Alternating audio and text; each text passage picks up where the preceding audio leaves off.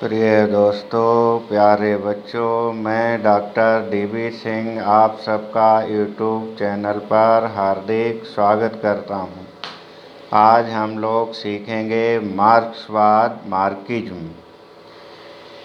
Marxism mid term western philosophy है और आपको ज्ञात है कि फिलोसफिकल फाउंडेशन ऑफ एजुकेशन के तहत हमारी सीरीज चल रही है और यह सीरीज सभी education related intermediate, BA, MA, B.Ed, M.Ed, BTC और सभी जागरूक विद्यार्थियों के लिए, जिज्ञासु प्रतियोगियों के लिए और नागरिकों के लिए उपयोगी है।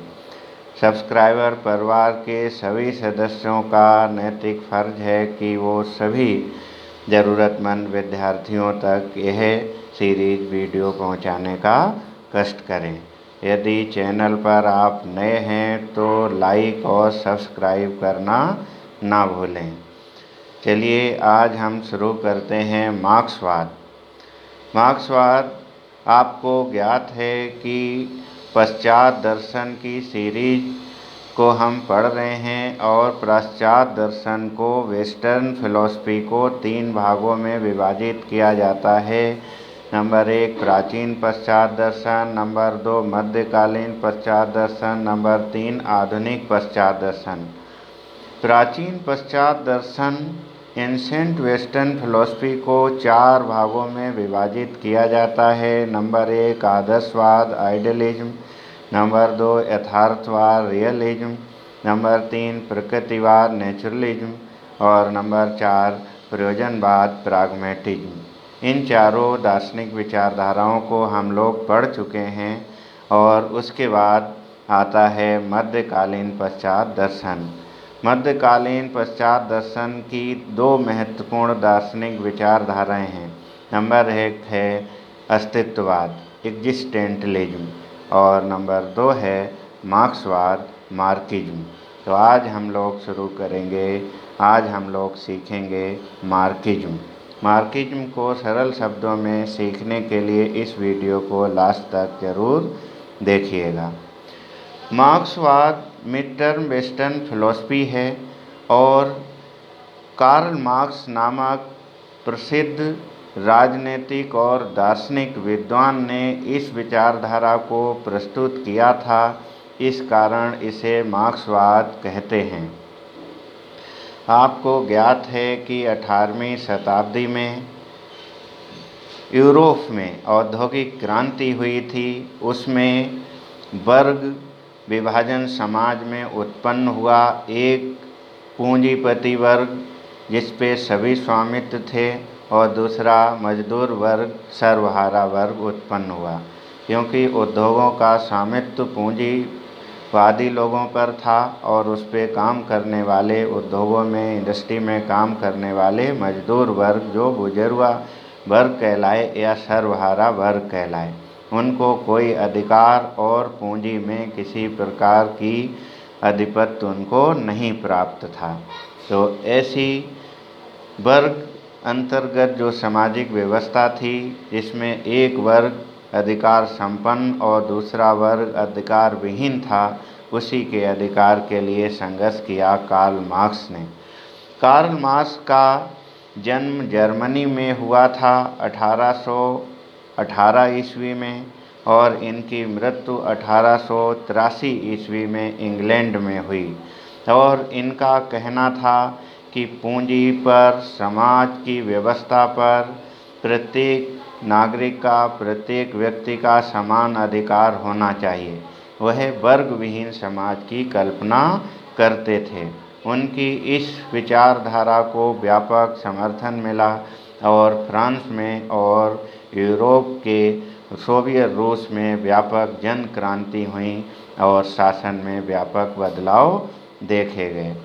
मार्क्सवाद एक राजनीतिक विचारधारा है और मार्क्सवाद को आगे बढ़ाते हुए लॉर्ड लेनिन ने इसका प्रयोग शिक्षा के क्षेत्र में किया और शिक्षा के क्षेत्र में इसका व्यापक प्रसार करने के कारण मार्क्सवाद को लेनिनवाद में लेनिनवाद भी कहते हैं। और अगर एक सवाल प्रतियोगी में आता है कंपटीशन में कि शिक्षा के क्षेत्र में मार्क्सवाद के जन्मदाता कौन हैं, वो हैं लेनिन, और इस कारण इसको लेनिनवाद भी कहते हैं। एक दूसरे शब्दों में इसको बोल्शेविक दर्शन भी कहते हैं, क्योंकि ये सोवियत रूस के बोल्शेविक नामक स्थान पर इसका प्रादुर्भाव हुआ था, इस कारण इसे बोल्शेविक दर्शन भी कहते हैं। शिक्षा में मार्क्सवाद को जोड़ा, इस कारण मार्क्सवाद के जनक शिक्षा के क्षेत्र में लॉर्ड लेनिन कहे जाते हैं। अब हम मार्क्सवाद से संबंधित कुछ जो महत्वपूर्ण तथ्य हैं उस पर चर्चा करेंगे। सबसे पहले मार्क्सवाद की कुछ महत्वपूर्ण पुस्तकें और विचारधाराएं। मार्क्सवाद में सबसे पहली पुस्तक है दास कैपिटल, जो विश्वविख्यात है, जो कार्ल मार्क्स द्वारा लिखी गई। तो दास कैपिटल सबसे इम्पोर्टेंट पुस्तक है। नंबर 2 होली फैमिली विश्वविख्यात पुस्तक है। और नंबर 3 है कम्युनिस्ट मैनिफेस्टो। तो मार्क्सवाद की इन तीनों पुस्तकों को अवश्य ध्यान रखिएगा। Number 1 Das Kapital, number 2 Holi family और नंबर 3 कम्युनिस्ट मैनिफेस्टो। अब मार्क्सवाद की विशेषताएं तथा प्रमुख सिद्धांत। नंबर 1, मार्क्सवाद कहता है कि प्राथमिक और माध्यमिक शिक्षा एक समान होनी चाहिए, primary and secondary education equal होनी चाहिए। नंबर 2, मार्क्सवाद श्रमशीलता के विकास पर बल देता है। मार्क्सवाद कहता है कि कोई राजा और कोई श्रमिक नहीं होता, सभी को श्रम पूर्वक कार्य करना चाहिए, अपने अधिकार क्षेत्र में श्रम से दूर किसी को नहीं रहना चाहिए। तो मार्क्सवाद श्रमशीलता पर जोर देता है।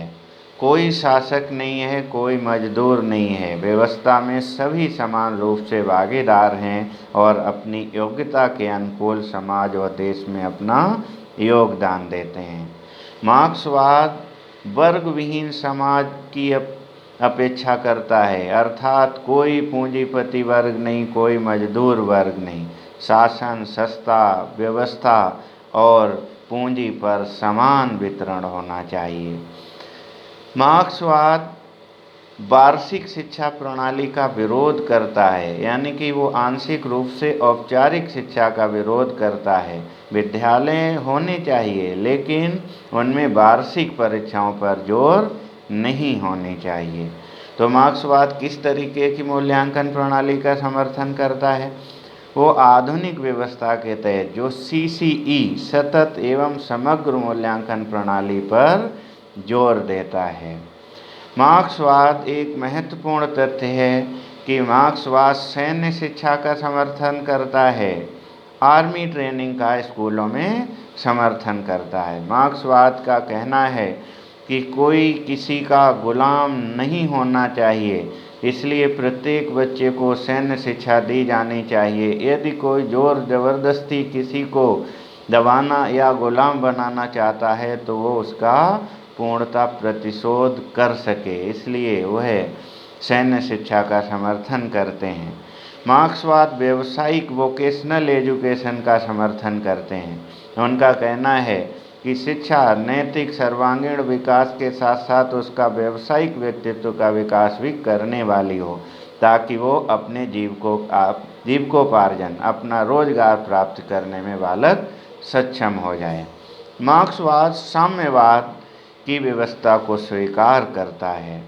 मार्क्सवाद कठोर अनुशासन की व्यवस्था को स्वीकार करता है। उनका कहना है कि शिक्षण व्यवस्था में भी गंभीरता और कठोरता आना आवश्यक है, ताकि विद्यार्थी अपने पाठ्यक्रम, कैरिकुलम और सिद्धांतों को गहराई से समझ सके।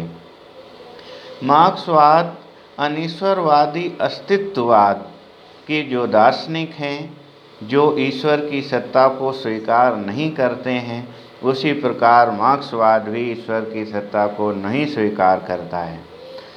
अगला तथ्य है मार्क्सवाद का कहना है कि मानव केवल अपने कर्म, अपने श्रम और अपने संगठन के द्वारा अपने जीवन में, अपने समाज व्यवस्था और शासन व्यवस्था में बदलाव कर सकता है। मार्क्सवाद सामाजिक, राजनीतिक और प्रशासनिक व्यवस्था में व्यापक बदलाव पर जोर देता है, अर्थात मार्क्सवाद श्रमशीलता पर सबसे अधिक जोर देता है, कर्म और श्रमशीलता पर सर्वाधिक जोर देता है।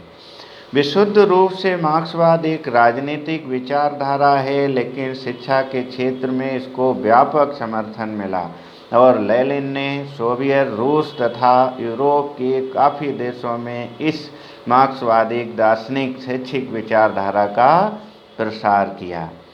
तो मार्क्सवाद मिड टर्म वेस्टर्न फिलॉसफी है और इसको आप लोग सभी महत्वपूर्ण तथ्यों को समझ पाए होंगे।